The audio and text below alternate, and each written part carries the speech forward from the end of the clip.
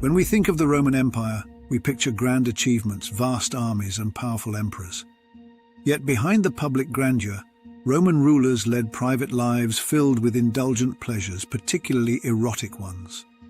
The stories of their sensual pursuits reveal how closely power and pleasure were linked in ancient Rome, and highlight the unique pressures and expectations facing these leaders.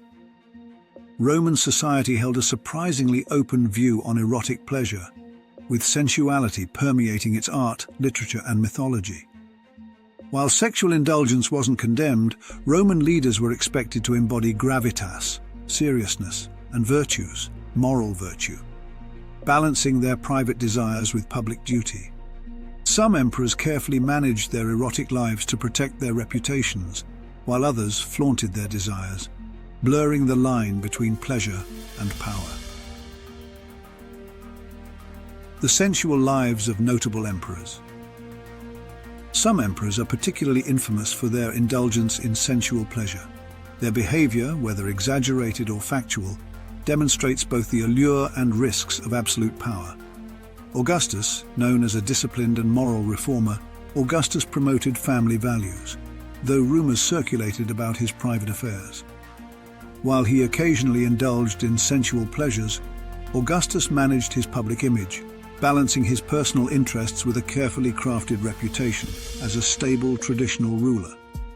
Tiberius, Augustus's successor Tiberius, developed a darker reputation.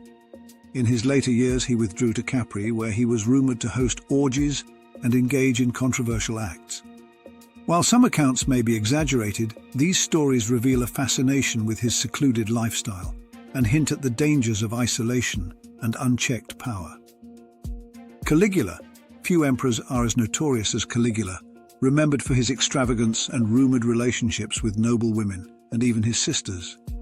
Caligula's sexual excesses and unpredictability shocked Rome and demonstrated his disregard for social norms. His indulgence in pleasure, combined with his erratic rule, ultimately contributed to his assassination. Nero, known for his hedonistic reign, Nero indulged in public spectacles and romantic entanglements with both men and women. His relationship with his male partner Sporus, whom he openly treated as a spouse, defied traditional norms, underscoring his desire to flaunt power and disregard for convention. Nero's excesses contributed to the backlash that led to his downfall. Power, pleasure, and public perception. In Rome, an emperor's erotic life wasn't just private. It was also a public matter, reflecting his character and leadership style. Emperors were the ultimate authority, and indulging in erotic pleasures was, for some, a demonstration of their sovereignty. Yet, excessive indulgence could damage an emperor's reputation, leading to scandal, distrust, and even threats to their rule. Stories of emperors like Nero and Caligula illustrate how a lack of restraint could alienate supporters and destabilize their reigns. While ordinary Romans could enjoy private lives with relative freedom, emperors had little privacy. Their relationships were highly scrutinized, and moral double standards often applied. Augustus's careful balancing of public image and private pleasure contrasted with the excesses of later rulers like Nero, highlighting the delicate line emperors walked between personal freedom and public duty.